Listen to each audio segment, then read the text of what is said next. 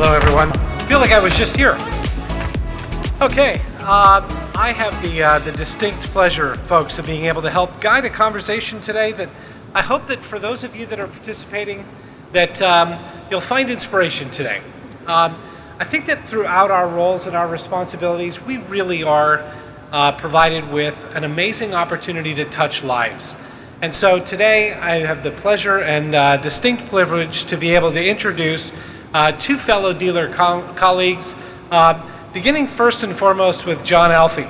John is the president and CEO of Apple Chevrolet in Illinois.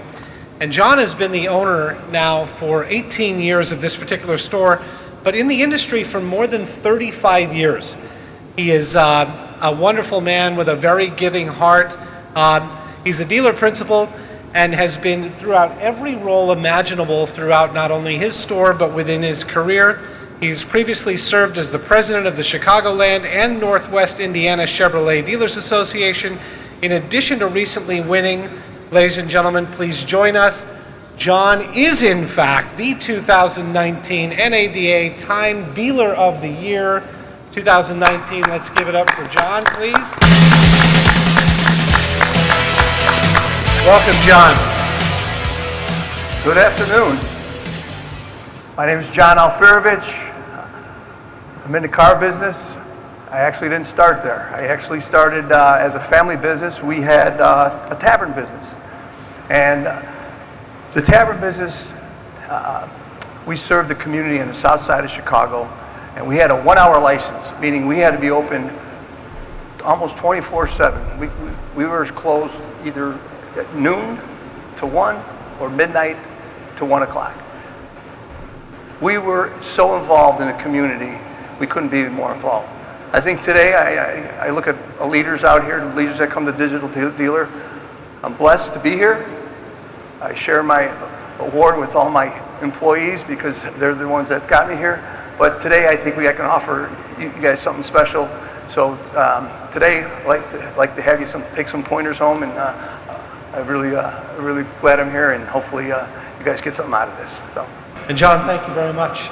And now have the pleasure of being able to introduce Doug Wilson. Doug has been in the industry for over 30 years, been the dealer principal for 31 years, and bought his first store at 27 years old. He is a successful dealer operator. He has the conviction to be able to thrive. He is the president and CEO of the Wilson Automotive Group, with 4 locations throughout Tennessee and Mississippi, with Wilson Premier Hyundai, Wilson Kia, Wilson Hyundai, and Collierville Chrysler Dodge Jeep Ram. Ladies and gentlemen, it is my distinct pleasure to be able to welcome and introduce Mr. Doug Wilson.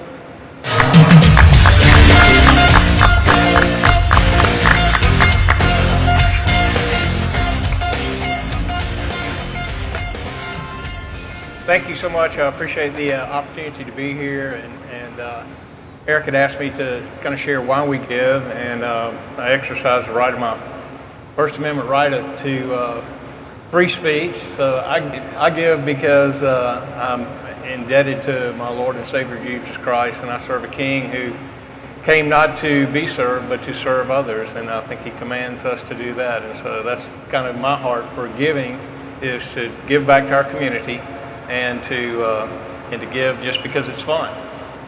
All right, amen. All right, folks, with that being said, we're going to move over and take our seats, and we're going to start with questions.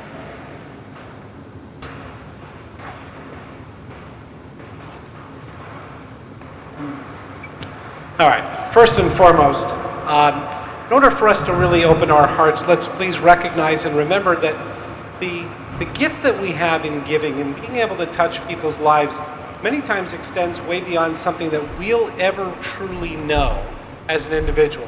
But you have the opportunity to touch people's lives and shift and change and light their soul in ways that you never know imaginable. And these gentlemen have been so gracious and kind to be able to share not only stories, but the process of how they inspire giving and the blessing of service. So John, if you don't mind, let me ask the first question, please. What is the importance to you as a business leader in giving back specifically to the community that you serve? Well, first of all, I believe in a concept that we put our employees an orientation. They know this. We tell them in giving we receive, and without that concept, it's pretty tough to do what we do in a community. I believe now, when I say that, our employees, we try to get them involved in a lot of the giving that we do. It's just not writing one check. I've seen dealers misfire with huge checks, and sometimes that to organizations. I've seen people in the BDC department, your porters, working 5-6 years really hard for that dealership, and all of a sudden that dealership writes a $10,000, $15,000 check without recognizing that employee. So, we are culture-based stores, and I believe within your store, you have to serve the community. On a larger scale, secondly, I believe, and like I said, all you people are leaders out there. I think you should bring to your stores collectively, if there's other associations you're associated with, if there's other dealers that you can get together with and have community involvement in a charity event, in something to drive your brand. I think it's very important, because once you start getting involved with associations and other people and other dealerships within your community, that's where the press comes in, and you have to build that relationship, especially in today's world with we live in an Amazon.com world, and I think it's very important to give, and as a leader, to involve your employees. So following along with that, one of the things that you mentioned, which we're going to touch back on in just a few minutes, is that writing a check, regardless of the value, but sometimes the larger one can bite you back a little bit. You shared a little bit of the reasons why, but it also has the opportunity to bite us on the way in. And Doug, I know that your stores have developed a way in which to kind of vet the types of investments that you'll make on behalf of your associates, and certainly on behalf of your store. Can you share with us more insights on that? Yes, I'd love to. I was instrumental and led the local committee in bringing Promise Keepers to Jackson, Mississippi in 03 and again in 06. And I had 5 ministry leaders that I really enjoyed working with. I thought were really genuine and everything. So I felt compelled to start this thing toward working cars for working people, to give not a brand new car, but a used car to somebody that had a job. And it's kind of a catch-22 in our world. If you don't have a car, you can't get a job. If you don't have a job, you can't get a car. And so what about those people that really want to work, but they're kind of caught in that trap? And so I trusted, and do continue to trust, those 5 ministry leaders to select deserving people. And I think over the years, and especially in my younger days, people would come to me and ask me for a free car or something, or I would give someone a car that had requested, or give somebody something. And I think pretty much 100% failure rate when I pick the people. I don't know if I'm just bad at picking people, or the ones that are asking are not the right people, but I trust those guys to make that judgment. I love working with them, and so their sole responsibility is they get to pick somebody, but they're working in disadvantaged neighborhoods and they're working with disadvantaged people in their ministries and their nonprofits every single day, so that they know a lot better than me. It's their job to know where the truly needy are and where the ones that are just kind of working the whole system. So we've done that. We now call it Help on Wheels, and we've given away over 50 cars over the last 10 years. And we're just looking for that one person that we can impact their life, and hopefully 10 years from now they look back and say, you know what, I was at a point where I couldn't get to work because I didn't have a car. I really wanted to better myself, and Wilson Auto Group gave me an old used car, and it got me from point A to point B, and enabled me to finish college, or enabled me to get back on my feet after something happened. And so I thank them for being the the eyes and ears and the people that can find those truly needy people that where we can really impact their life. Well, that's outstanding. Gentlemen, for you both, and John, will go back with you on this. One of the things that Doug just mentioned was if you can just touch one. Now, as retailers, we don't have a shortage of the organizations that reach out to us in looking for support. Do you prescribe to if we can just touch one, number one? Number two, how do you take the myriad of requests and decide which ones for your store and your team that you're going to get behind? Well, yeah, I believe you could just touch one. And actually, as an example, we have a program. It was born out of a Chevrolet program called Pay It Forward. And so I came up with a silly idea. I gave $1,000 to a few people in my service department, grabbed somebody up front. My internet manager took a camera and we went down to the local grocery store. And I said, okay, $1,000 budget. I want you to just, sit in the parking lot. Anybody that's driving a Chevrolet, I don't care if they bought it from us or not, walk in the store, follow them around, and when they make the purchase, I want you to interrupt them. Thank them for buying a Chevrolet, and just do a good deed and say, Apple Chevrolet's in town here. We want to pay for your groceries. Well, one lady in particular, not trust me, this was, the idea was trying to get my employees more involved in community service. So the lady happened to be checking out, and it was about a $400 bill. And she actually, one of my service advisors, she was a woman, she came up, she goes, I'm Colleen from Apple Chevrolet, and we saw you driving a Chevrolet. We like to buy your groceries today. Well, the ladies immediately started crying because, and we have this all on film, and she looked at her, she goes, you have to be kidding me.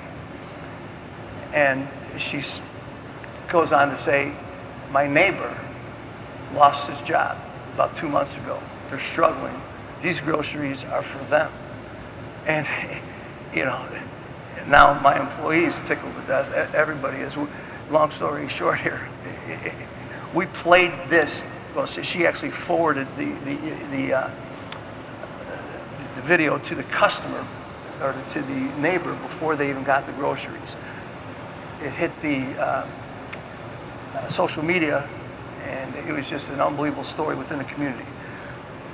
That being said, my employee comes back to the dealership, and she can't be larger than life about the feeling that she had. And it's all about relationships, and how she bragged about, oh my God, that was the greatest thing. Could we do this every year? So yes, I mean, it's very important for me as a dealer to not only give, but make sure my people, my employees feel it, because it's just a great community relationship thing. All right, so along that same line, you mentioned two things, and Doug, we're going to need your insights on this as well. You said one of your motivations was to inspire more community involvement with your associates. You've clearly done that in this particular case, and I'm sure there's other examples. But how then, back to the question of when 50 people call, how do you get that experience of more community involvement for your associates? How do you make the decision down to ultimately the organizations that you and your team are going to get behind? How do you do that? Well, yeah, I mean, we're dealers, and every day the phone's ringing about a donation of some sort. So we try to think outside the box a little bit, and they sort of, you're $500 for a silver member, $1,000 for gold, and platinum's at $1,500. So we'll ask the organization, what, we're not giving that much money all the time. We try to open up our dealership to them for their own fundraisers. We'll bring in the Cub Scouts, the Girl Scouts, or any organization, and we try to be creative and get our employees involved. And we had great success on having charity events at our dealership, from car shows to to schools coming in and doing programs, and without actually writing that big check. And so, but the participation between our employees, you can't ask for better relationships. Amen. So, Doug, to you, if you will, one of the things that we talked about was that one-to-one relationship. If you're just trying to touch one, number one, you just prescribe to that, and then to the same question about trying to inspire more involvement in the community with your associates. How do you make the decisions from the fact that our phones never stop ringing and always everybody's looking for assistance of some kind? How do you decide what you're ultimately going to get behind? Well, one of the things that we've used for many years, probably 20 years now, is a contribution or advertising request form. And so we have people that will, we ask them to fill out a form, just tell them who they are, their name and address and so forth, to try to put a little bit more process into it. I think so many dealerships, let me take that back. I don't know many dealerships, I don't know how they operate. I would just say from my own perspective, I would just shoot from the hip. Somebody came in, they had a pretty good pitch, they looked like a nice person. We didn't even know their address or anything about them or whether they were 501c3 or anything. So, get a check, right? Yeah. So we would, ask them to fill out this little form. It's just their name and their address, their telephone number, and the person that is responding, are they a paid solicitor, or are they someone that's helping on a volunteer basis themselves? Are they a 501c3? What service is rendered by their organization? And we also ask them on that form if they've ever bought a car from us, and if they have, from which dealership and when.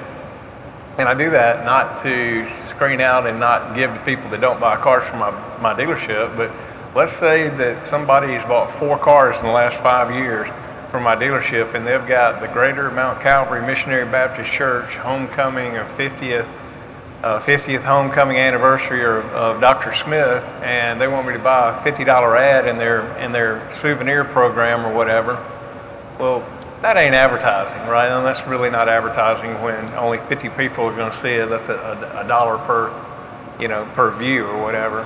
But now, if that guy's bought 4 cars from us in the last 5 years, then that becomes my favorite charity at that point, right? I mean, let's just reciprocate with people that do business from you. I don't want that guy out there in the marketplace saying, I bought 4 cars from that guy, asking for a simple $50 donation, and they wouldn't even do that. But and then we asked them also, and we just added this a year or so ago. I was out actually at Digital Dealer, and I was talking about the importance of local backlinks. And a lot of times these people want to do something for you. And so on my form now it says, if your contribution request is approved, will you agree to just write a little simple 2-sentence thing, thank us for our donation, and then say to find out more information about Wilson Auto Group, go to www.wilsonautogroup.com, and that becomes a backlink and on their website. And if their internet person wants a link to my site, we will do that as well, because our site probably gets thousands more visitors than their site does, and just reciprocate with them. And so we use that one-page form to help screen people to try to ascertain, where the truly needy are, and what those requests are, because a lot of those requests come cloaked as advertising, and they're really donations, which is fine.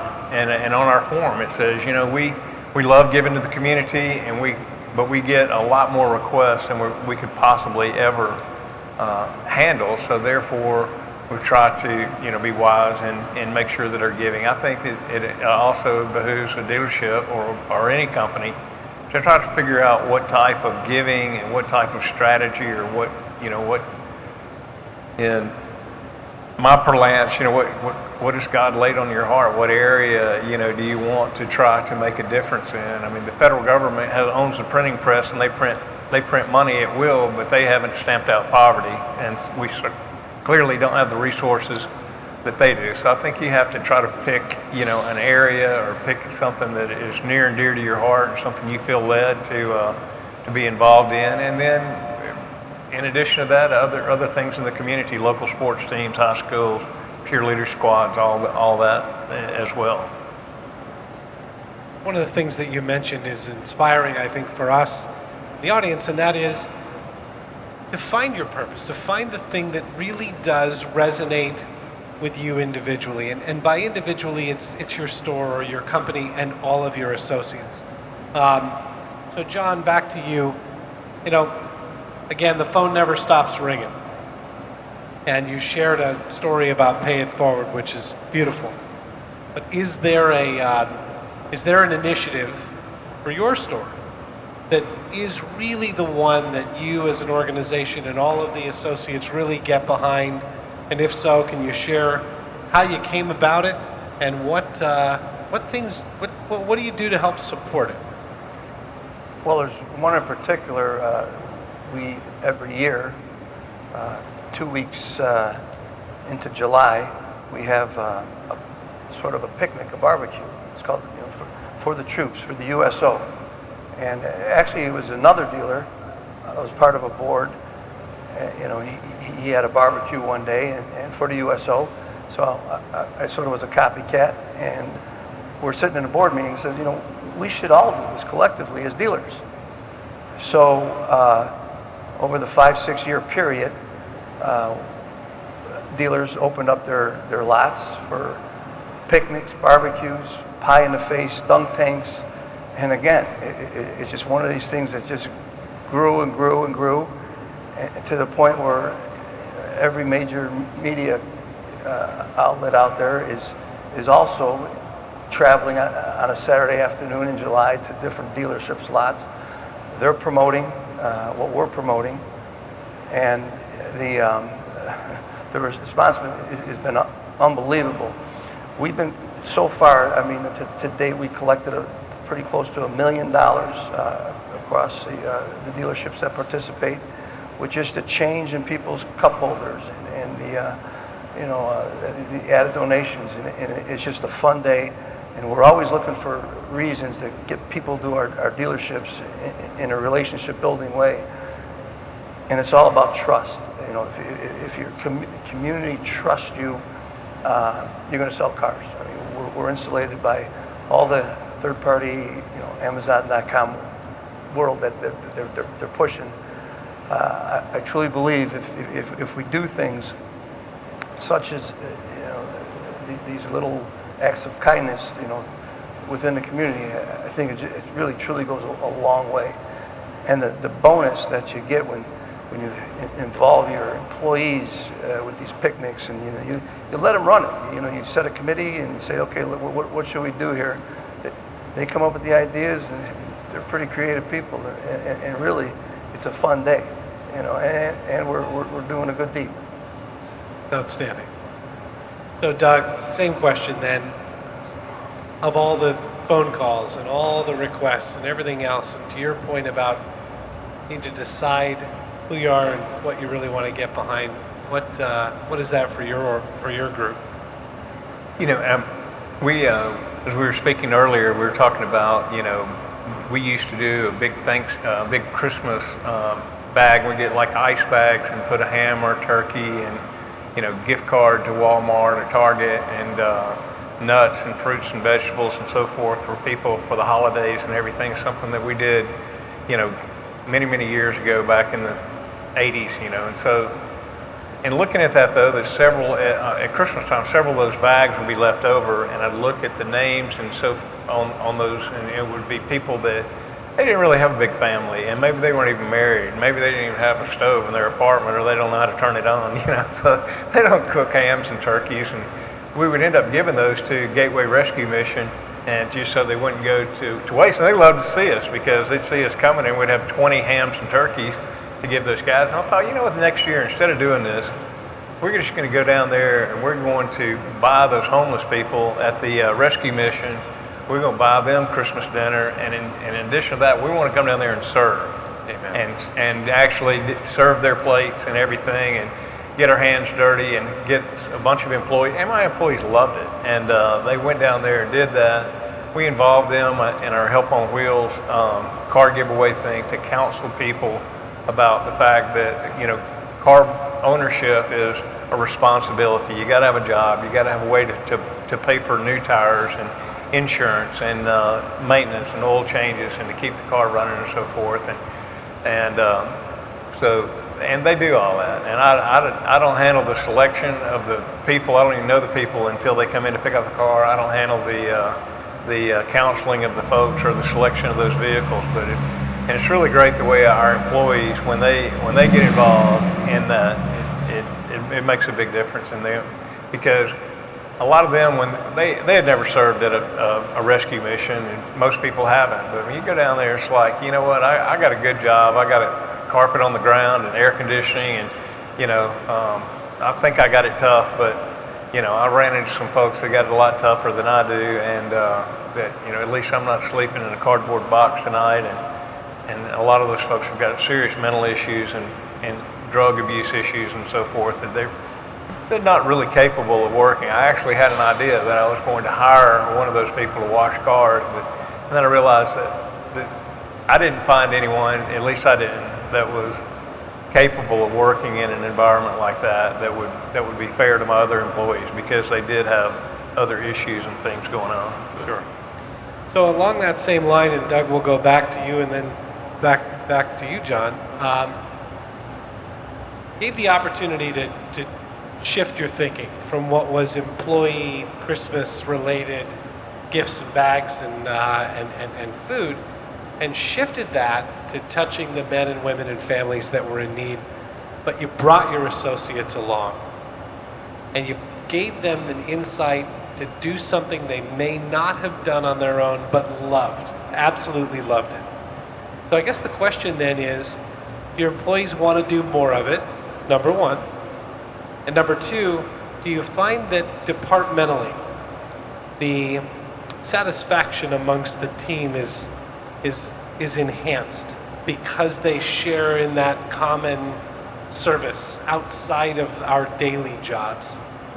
Absolutely. I think they really get into it. They really enjoy it. Not all of them do, but certain ones that are wired that way really enjoy it and find that giving is fun. It really is, and it's it's more blessed to give than to receive. And until you've done that, you don't really receive the blessings that you get when you do give. But I'll tell you one thing that I think any dealer could do and should do. April 22nd is going to be Earth Day, and when you were talking about our employees getting involved in things, we had at one dealership the employees who wanted to do something for Earth Day, and so a couple of them had adopted, and I'm used to have two stray cats that we took in and shelter, dogs and cats and so forth, and they had rescue animals and so forth themselves, and so we got the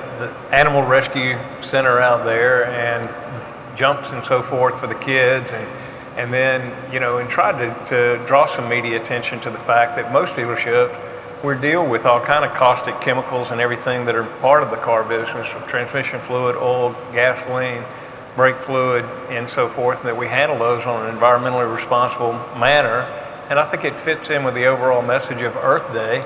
And those local media outlets are always looking for a local angle to a national story. And nationally, Earth Day on April 22nd, which is a Monday, they're going to be running national stories on ABC, CBS, and NBC. Your local affiliate would love to do some type of local tie-in to that. And you've got the shelter out there giving away cat. And unfortunately, we took one of those puppies home with us, and ended up with a breed that I asked them what breed it was. And they said it's a Mississippi ditch dog. Very good.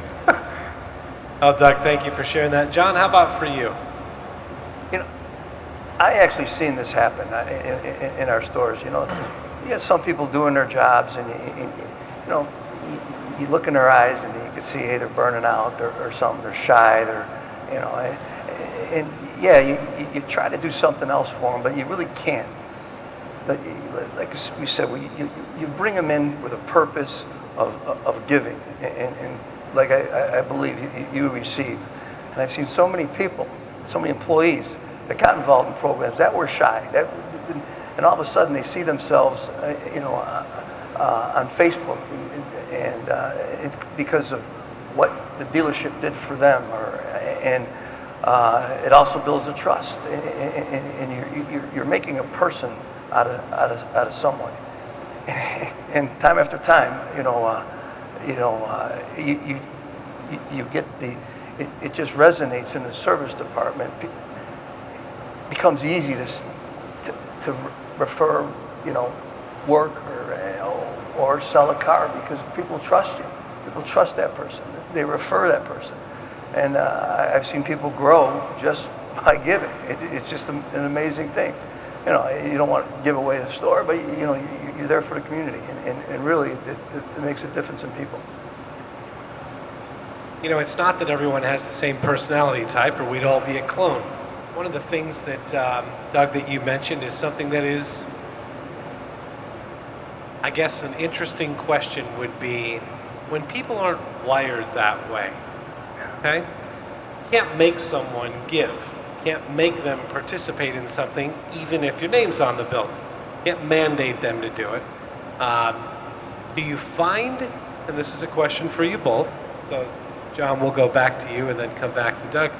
Do you find that people that aren't wired that way, who've been exposed to the things that you've done as a store, or seen and heard and talked with other associates that maybe are wired that way, that they've softened and or even gotten involved in something themselves? So, John, if you don't mind, let's go to you first. Like I mentioned, I seen change, and you try to create a culture within your dealership, and that becomes, you have different cultures going on, and you want to create accountability for your salespeople, and there's always that one or two guys, girls that always, bring that negativity, to the plate, and you see it even in what you're trying to accomplish.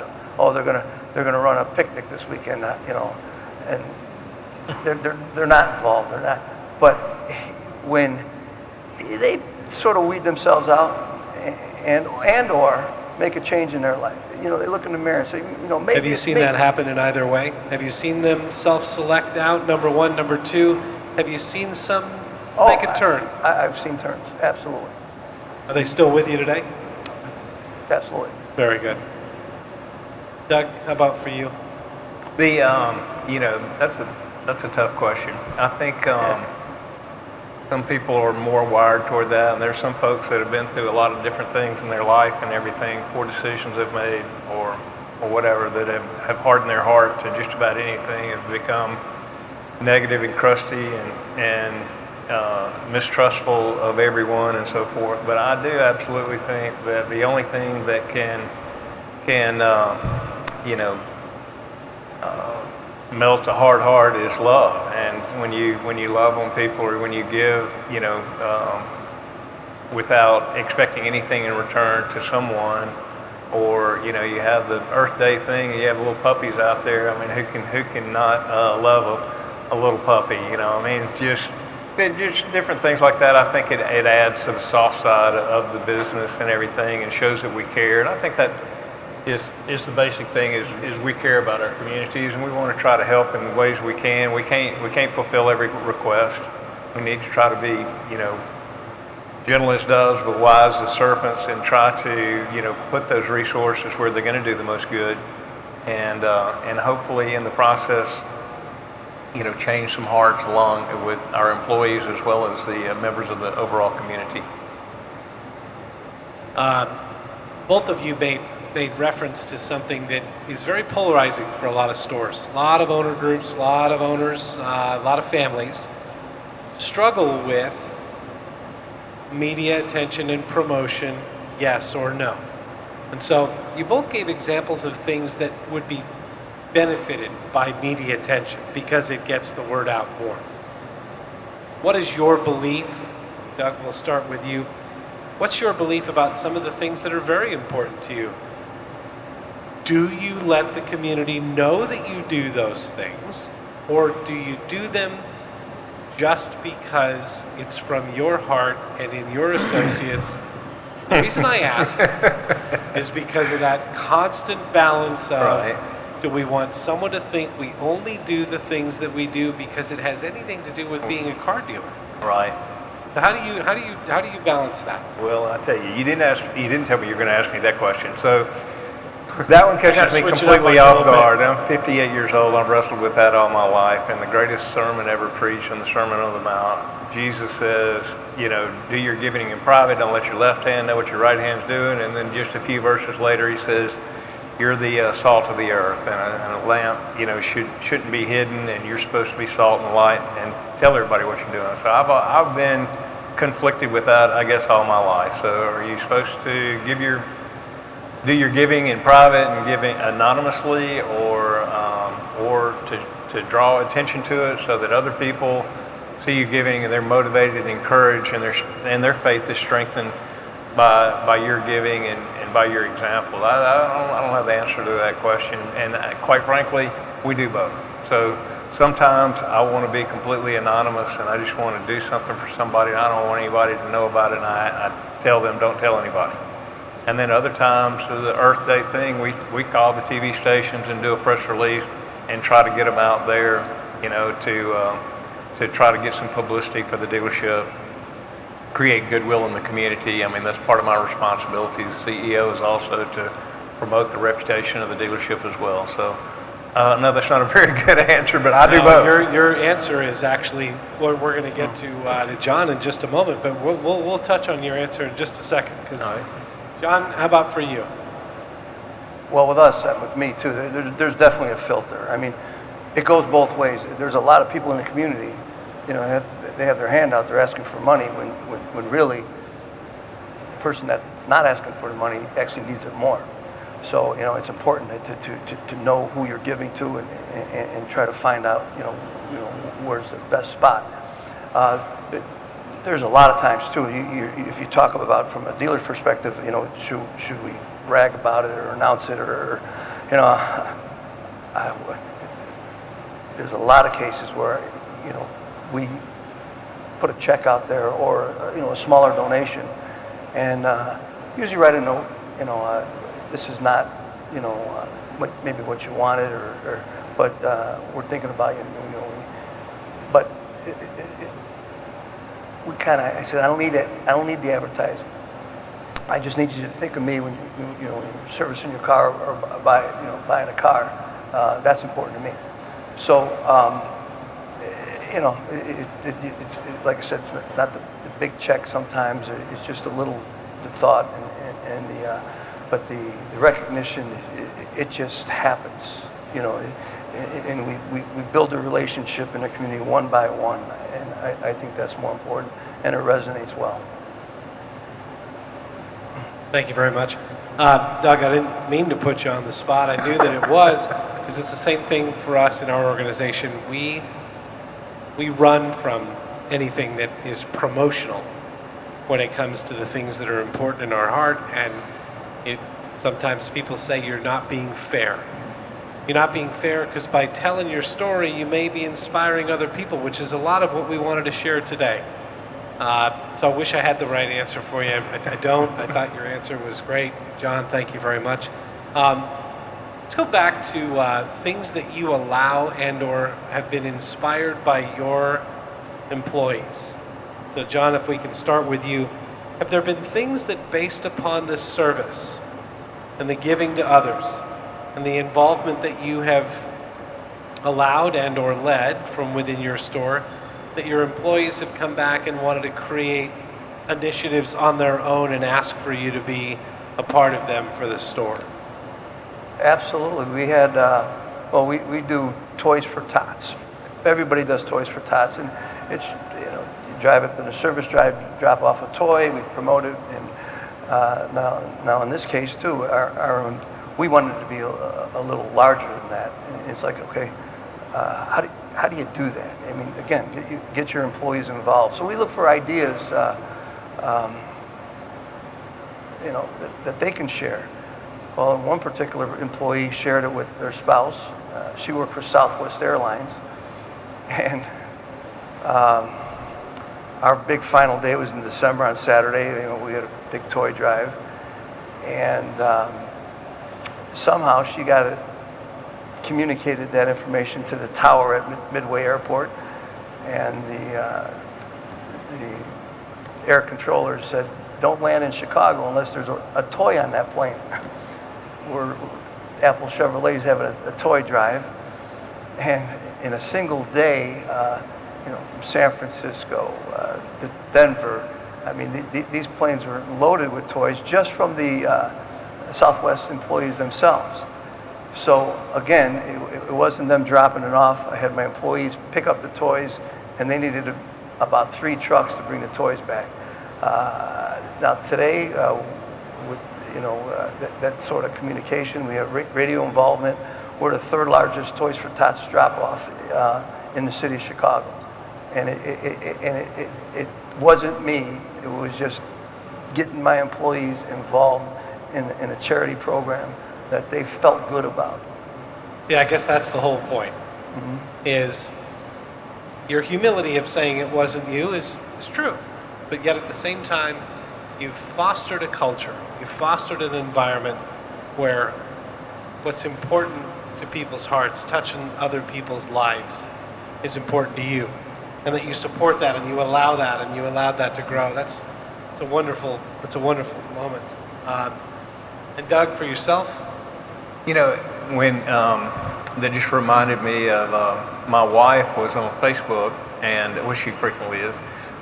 She was and saw that somebody had posted on there that their sponsor for their toy drive for military families and so forth had backed out at the last minute, and they were looking for someone. She picked up on that and contacted the general managers at a couple of our stores in Jackson, Mississippi, and they just, again, without me even knowing about it or even being involved in it at all, and the general manager, Bobby Stevens, at one of our stores, I mean, they filled up a box pretty much every day and just far exceeded everybody's expectations. And instead of not having any support from that area, ended up being a large collection point and a big thing, and just the employees probably bought and brought and dropped off most of the toys themselves. It filled those boxes up, but they got customers involved in it too, and just completely employee-led, and it was a great thing. It did my heart good to see them take the initiative and do that, and again give back to the community. When you talk about taking the initiative, a lot of the things that we can do can be seasonal. Okay? Are there active, and John will go with you first, are there active, call them week over week, month over month, are there things in your store now that are employee engaged, that happen throughout the year, that are things that Apple Chevrolet is involved in, where the employees are involved? Maybe it's community outreach programs, whatever the case may be. Are there things that you do throughout the year that associates are involved in? Well, yeah, like I mentioned, in one of the USO program, we look forward to that, the barbecue every year. And things spur up. The Cub Scouts come in, the Pinewood Derby. We have the Corvette Club that comes in, has their car shows. I asked that our employees can judge the cars. It's so yeah. Sorry, the employees judge the cars? Well, not all of them. I mean, we'll get 3 or 4 technicians or whatever to participate, and then just different things throughout the year that it's hard to get some employees involved, but for the most part, year after year, once someone's involved and engaged, and after that, the program runs itself. It's really hands-off. So John, if you don't mind, let's stay with you for just a second. It's hard to get people engaged, and we would agree. If you force that on someone, you'll get a disingenuous, very negative response, right? In your stores, are the managers involved in things that you support as a group? Managers support anything the dealership does, but the real trick is the employees, getting them involved, and really you isolate 1 or 2. You know who's going to do maybe take this and run with it. And really, it becomes contagious to somebody, and some people are not going to get engaged at all. I mean, they're not going to. And if you're in sales, it affects your bottom line. All of a sudden, you see this salesperson. He's making a touch with the community, and the community's, really giving back. Sure. He's getting the leads. He's getting the referrals. By this other guy sitting here, it's like he's doing something. Right. So there's a difference. Okay. Doug, for you, same question. Beyond things that are seasonal, is there an active, call it week over week, month over month, is there standing involvement that the employees support within the community, things that are important to the store that happen, say, weekly or monthly? We're constantly, receiving requests, and so it seems like an ongoing thing. And a lot of times, those charitable contribution requests or advertising request form will come from employees of something that they're involved in, and they'd like the dealership to support what they're already doing. They're already supporting their organization with their volunteer time, and they just need some resources or to help with their, we do a ton of golf tournaments, and you get a zillion of these golf tournament requests, and it seems like the golf tournament season is about, April through October or whatever, and then you have all the Christmas things and everything that go along with it. We have just ongoing, ongoing things that are happening. It seems like all the time, and hopefully that will continue. What do you find, Doug, we'll start with you, go back to John. What do you find in golf tournaments, seasonal things, touching people's lives, the help on wheels? What do you think, from your vantage point, or what you hear and feel from your associates, what do you think is the thing they most value that you do in a given year? I think everybody gets involved in the Help on Wheels program, and we actually have those people come pick up their car and do the F&I paperwork and get the vehicle titled in their name and bill of sale and everything. The day of our company Christmas picnic, so our company Christmas party will have these folks in there, so all of our employees have an opportunity to meet these folks if they want to, and obviously the sales managers are involved in selecting those cars and getting them ready and delivering them just like they would any other vehicle, and the F&I person is responsible for doing the paperwork and everything just like any other car deal. So.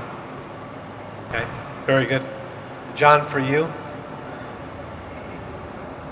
Actually, there's a program that we used to do a few years, well, maybe about 5-6 years ago, that I'm actually getting some engagement with my employees. It's like, hey, John, how come we don't run this show anymore? We used to have a show. It was called the Apple Chevrolet Prep Report. I mean, a TV crew that came down, and they actually, we put kids on TV. And our motto was, we support the kids. So and this is great for millennials, because they're tough to reach. But we already have a connection with them in the community, because years ago we brought them in to hold up their baseball trophy that they won the championship game. The cheerleaders, we had them on, in the middle of the showroom doing their cheers. And I might bring that back because the employees asking for that program.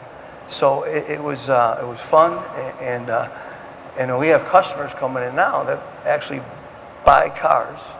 I said, boy, I remember sitting here on the showroom floor, so excited, so nervous at the same time, because I was going to be on TV on the Apple Chevrolet Prep Report. Oh, they thought that was the biggest thing ever. So it's just, to answer your question, when things work, when they ask for it back. Well, I think that's probably a great place for us to start to bring this to a wrap. When it's a great thing when they ask for it. What a beautiful way to to bring this together.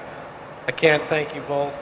John, Doug, thank you so much for sharing of what is important and valuable not only to your hearts, but to the men and women and families that you serve. Thank you very, very much. Let's give it up for John and Doug. Thank you, thank you.